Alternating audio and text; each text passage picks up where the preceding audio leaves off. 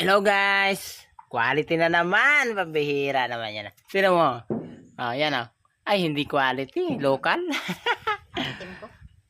Ayan guys, oh, si mama. Oh.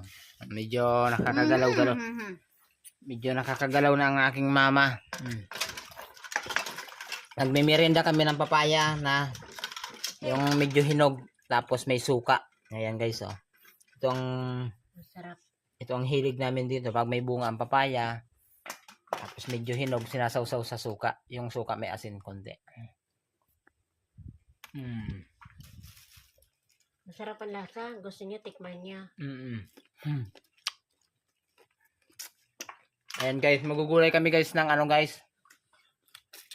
Papaya. Ito yung alimasag. Gata kami ng papaya. Ang sahog nito. Alimango. Bukon. Ito, tika na nga.